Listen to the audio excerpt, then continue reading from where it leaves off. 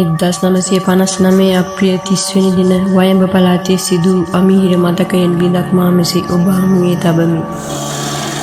සිරිපාල ජීවන උපාය විදිහට කළේ එක බිස්නස් කරපු එක. මිනිහා සාමාන්‍යයෙන් දවසකට සෑහෙන මුදලක් හම්බ කළා. ඒ කියන්නේ ඒ කාලේ හැටියට රුපියල් 2-3000ක් විතර. මේ සිරිපාල විවාහකයි. මොහුට දුවෙකුයි පුතෙකුයි ලෙසට දරුවන් දෙදෙනෙක් හිටියා. ඔහුගේ බිරිඳ කාගෙත් සිත් ඇද ගන්නා අය. ඔහුගේ බිරිඳට අවුරුදු 42ක් වුණත් ඇයට අවුරුදු 25ක පමණ පෙනුමක් තමයි තිබුණේ. ඒ හේතුව නිසාම මේ සිරිපාල දෙපාරක් නොසිතා ගෙදර වටේම ලොකු තාප්පයක් බැන්දා. දැන් කිසිම කෙනෙකුට ගෙදර දිහා බලන්න බෑ. ඒවකට මේ සිරිපාලට කාර් රථයක් තිබුණා. සිරිපාල බිස්නස් වැඩවලට යනකොට ඔහු වැඩිපුරම යන්නේ ඔහුට තිබුණු මේ කාර් එකෙන්ම තමයි. දවසක් මේ සිරිපාලට හරි අමුතු දෙයක් හිතුණා. මොකද්ද දන්නවද? ඒ තමයි වෙන කෙනෙක් ගාවට ගියා නම් හොඳයි කියලා. කොහොම හරි මිනිහට ඇති වෙන්න සල්ලි එහෙමත් තියෙන නිසා එකට 4ක්ම ගත්තා. දැන් සිරිපාල බිරින්දෑවරු 5 දෙනෙක් නඩත්තු කරනවා. එයාලගෙන් 3 දෙනෙක්ට දරුවෝ ඉන්නවා. සති 2කට පාරක් විතර තමයි සිරිපාල ගෙදර එන්නේ. හැබැයි සිරිපාලගේ දරුවෝ දෙන්නා නම් මේ ඔක්කොම විස්තර දන්නවා. නමුත් සිරිපාලට තියෙන බය නිසා බිරිඳවත් දරුවෝ දෙන්නවත් මේ කිසි දෙයක් අහන්න ගියේ නෑ. දවසක් සිරිපාල හොර අඹුවක් ළඟ ඉඳන් එනකොට සිරිපාලගේ බිරිඳ පියුම් මාමා කෙනෙක් එක්ක ආගිය තොරතුරු කතා බහ කරමින් හිටියා. ඒ වෙලේ සිරිපාලට ආව කේන්තිය එහෙම්මම හිතේ තියාගෙන තමයි ගෙට ගොඩ වුණේ. පස්සේ අර මිනිස්සයා යනකම් ඉඳලා සිරිපාල අහනවා ඈ බොල තොට තව ඉන්නවද හොර මිනිස්සු කියලා. සිරිපාලගේ බිරිඳත් මේ අවලමා කරන ඔක්කොම දේවල් හිතේ තියාගෙන එදා එක හුස්මට ඔක්කොම ටික කියාගෙන ගියා. සිරිපාලගේ හිතට මහ බයක් දැනුණා. සිරිපාල හිතුවා මේ ඔක්කොම දේවල් මේ ගෑණි දන්නේ කොහොමද කියලා. සිරිපාල ආපසු යන්න ගියා. ගිහින් හොඳටම බීලා තමයි මේ වතාවේ ආපහු ගෙදර ආවේ. මේ මිනිහා බීලා ඇවිත් Tamanගේ හොර අඹුව ගැනයි උන්ට ඉන්න ළමයි ගැනයි දොඩවන්න ගත්තා. බීරින්ද කම්මුලට අත තියාගෙන දිගටම කල්පනා කළා. නමුත් ඇය ඇඬුවේ නැහැ. හොර අඹුව ළඟට යන්න එපා කිව්වෙත් නැහැ. ඇය කිව්වේ ඔහෙට හොඳ නම් කමක් නැහැ. හැබැයි මට හොර මිනිස්සු ඉන්නවා කියලා විතරක් කියන්න එපා. සිරිපාලට පුදුමයි. හිතා ගන්නත් බෑ. මේකිට නම් මොකක් හරි තියනවා හිටපන්කෝ මං හොයාගන්නම් කියලා සිරිපාල බිරිඳට ඇඟිල්ල දික් කරලා කිව්වා. ඔහොම කාලය ගත වෙලා ගියා. සිරිපාලගේ පුතයි දුවයි දෙන්නම රජේ රස්සාවල් වලට ගියා. දැන් සිරිපාලගේ බිරිඳ තනියම තමයි ගෙදර ඉන්නේ. මේ මිනිහා දැන් වෙනදා වගේ නෙවෙයි. නිතරම වගේ ගෙදර එනවා.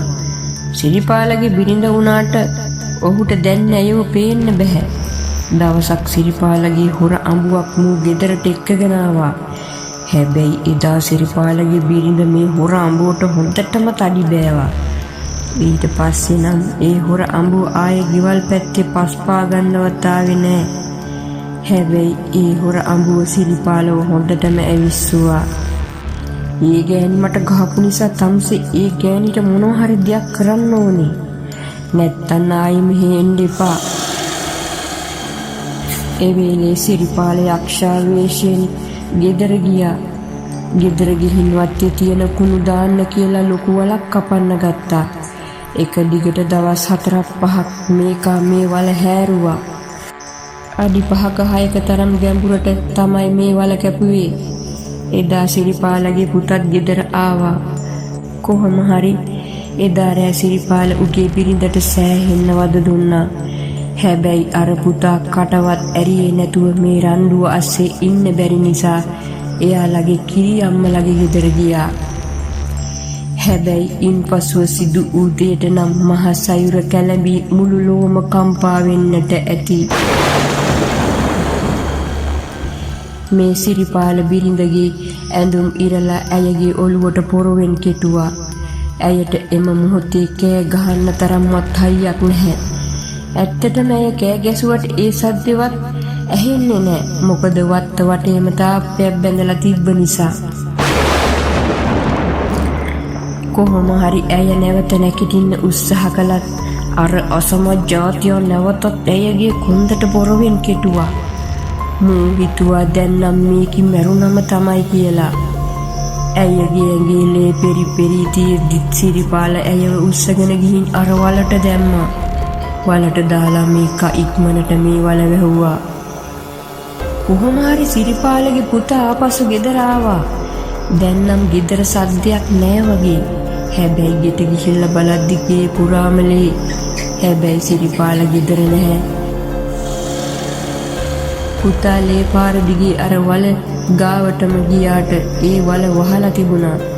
පුතා ඉක්මනට වල හැරුවා. අනේ අම්මගේ ඇඟේ ඇඳුමක්වත් නැහැ. ඇයගේ ඇස් දෙක ඇරිලා ඇස් දෙකේම පස් පිරීලා. අම්මා තවම හුස්ම ගන්නවා. පුතා ඉක්මනින්ම අම්මා රෝහලට රැගෙන ගියා. නමුත් ඇය පැය 2 විනාඩි 20ක් විතර ඉඳලා මැරුණා.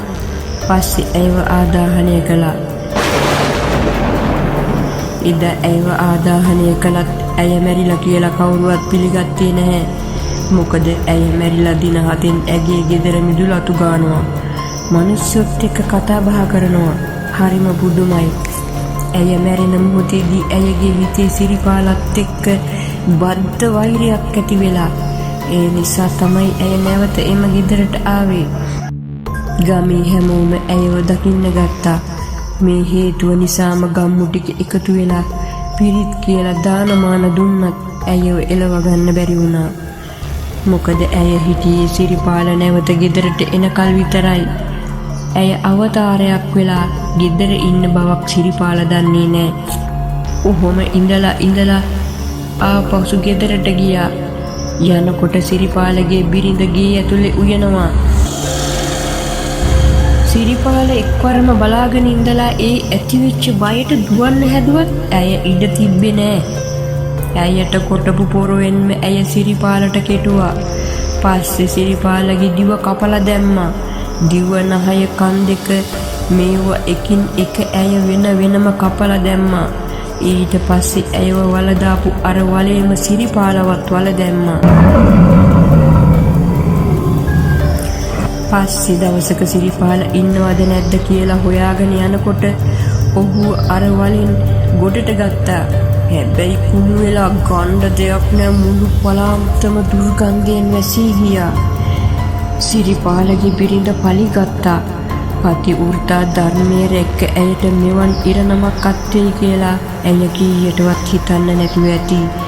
එක් සැමියෙකුට එක් බිරිඳක්, එක් බිරිඳකට එක් සැමියෙක්. අසම්මත ප්‍රේමය සොයා ගොස් අවසානයේ සිරිපාල තම බිරිඳව ඝාතනය කළා. පතිවතෙහි අර්ථය කුමක්දයත් එහි අගය නොදන්නෝ ළඟ ප්‍රාර්ථනාවේ පහන් එළි නිවියා හැක. ඇසෙන දේ හෝ දකින දේ තුලම පමණක් ජීවිතයේ රස විමසන කල නිර්මල වූ භවයේ හඬද විගස ගොනු වී යනු ඇත. මන්ද ගිනියම් වූ නිරයේ දොරටුවල දොරගලු දකින්නට නොහැක. නිශ්චල මාවතක අඳුරේ ලොවට නිත ගැටි වැසුණු දොරටුවේ ශබ්දය අසන කල ඒ නිරය බැව් ඔබ දැනගන්නවා ඇත.